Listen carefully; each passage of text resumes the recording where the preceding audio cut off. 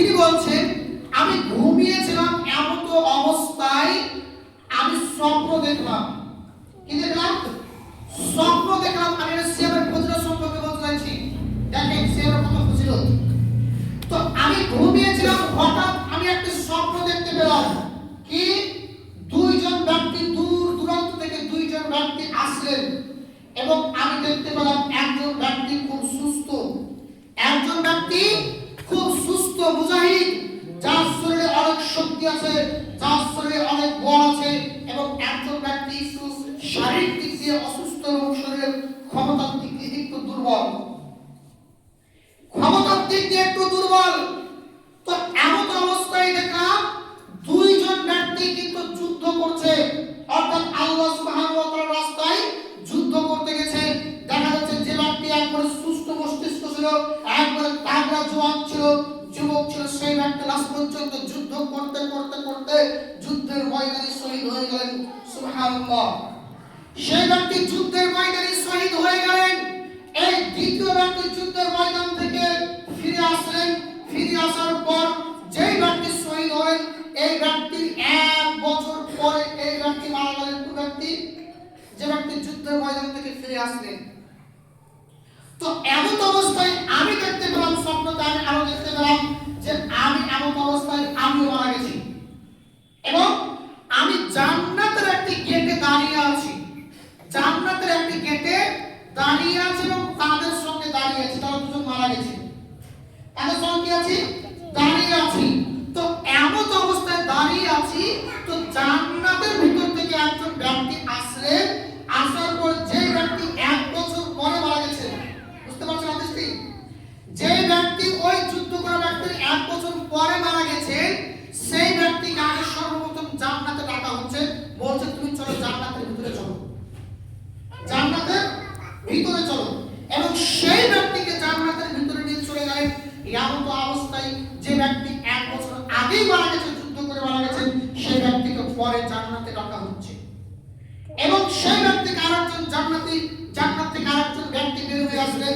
বের হয়ে আসার পর সেই ব্যক্তিকে আবার জান্নাতের দিকে নিয়ে যাচ্ছেন এবং সেই ব্যক্তিকে পরে জান্নাতে নিয়ে গেলেন। এবং আমাকে একজন ব্যক্তি জান্নাত থেকে বেরিয়ে এসে আমাকে একজন ব্যক্তি বললেন, তোমার এখনো জান্নাতে যাওয়ার সময় হয়নি, যখন সময় হবে তোমাকে তখন ঠিক জান্নাতে প্রবেশ করানো হবে, তোমার এখনো পালা আসেনি, তুমি এখন ফিরে যাও, তুমি জান্নাতে এখন প্রবেশ করতে পারবে না।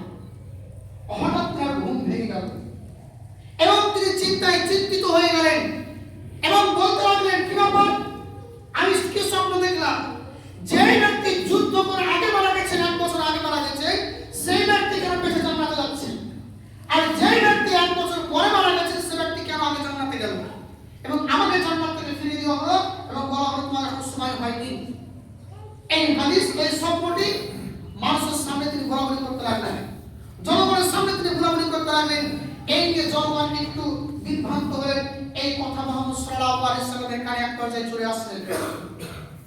মুহাম্মদ সাল্লাল্লাহু আলাইহি সাল্লামের কানে এক পর্যায়ে আসার পর মুহাম্মদ সাল্লাল্লাহু আলাইহি সাল্লামকে মুহাম্মদ সাল্লাল্লাহু আলাইহি সাল্লাম বলেন, কি ব্যাপার? তোমরা এত আতঙ্কিত কেন? তোমরা কোন বিষয় নিয়ে এত চিন্তিত? তখন মুহাম্মদ সাল্লাল্লাহু আলাইহি সাল্লামকে বিস্তারিত এই স্বপ্নের ঘটনাটি বলা হলো।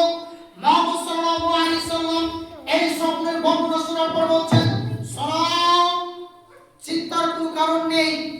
কে বলছেন? মুহাম্মদ সাল্লাল্লাহু আলাইহি সাল্লাম বলছেন চিন্তার কোনো কারণ নেই। সম্মানিত মুসলিম মণ্ডলী, এবার দেখুন সিয়ামের কত ফজিলত। ঘুমিয়ে না থেকে একটু এদিকে মনোযোগ দেন। মুহাম্মদ সাল্লাল্লাহু আলাইহি সাল্লাম বললেন, ওই ব্যক্তি যে 1 বছর আগে মারা গেছেন যুদ্ধ করে, আর এই যে ব্যক্তি 1 বছর পেছে মারা গেছেন যুদ্ধ না করে, তখন এই ব্যক্তি আগে জান্নাতে প্রবেশ করলো, ওই ব্যক্তি পরে প্রবেশ করলো। কারণ কি? মুহাম্মদ সাল্লাল্লাহু আলাইহি সাল্লাম বলছেন কারণ কি? মুহাম্মদ সাল্লাল্লাহু আলাইহি সাল্লাম বলেন, শোনো, এই যে একজন ব্যক্তি পেছে 1 বছর পেছে মারা গেছেন, এই ব্যক্তি কি 1 বছর বেঁচে ছিল না? যে ব্যক্তি মারা গেছেন তার 1 বছর আগে বেঁচে গেছে, ব্যক্তি বেঁচে ছিল না? তো সাহাবায়ে কেরাম রাদিয়াল্লাহু তাআলা বলেছেন, জি আল্লাহর রাসূল, বেঁচে ছিল 1 বছর। এই 1 বছরে কি এই ব্যক্তি সালাত আদায় করেনি? সাহাবায়ে বলেছেন, জি আল্লাহর রাসূল সালাত আদায় করেছেন। এই 1 বছরে কি তিনি অন্যান্য ভালো ভালো ইবাদত করেনি? তো জি আল্লাহ রাসূল করেছেন। তারপর আল্লাহ রাসূল বলেছেন এই ব্যক্তি কি একটা রমাদান মাস পায়নি? তো সাহাবা বলেন জি আল্লাহ রাসূল, এই ব্যক্তি এক বছর অর্থাৎ একটা মাস রমাদান মাস পবিত্র মাহে রমজান পেয়েছে। তো আল্লাহ রাসূল সাল্লাল্লাহু আলাইহি সাল্লাম বললেন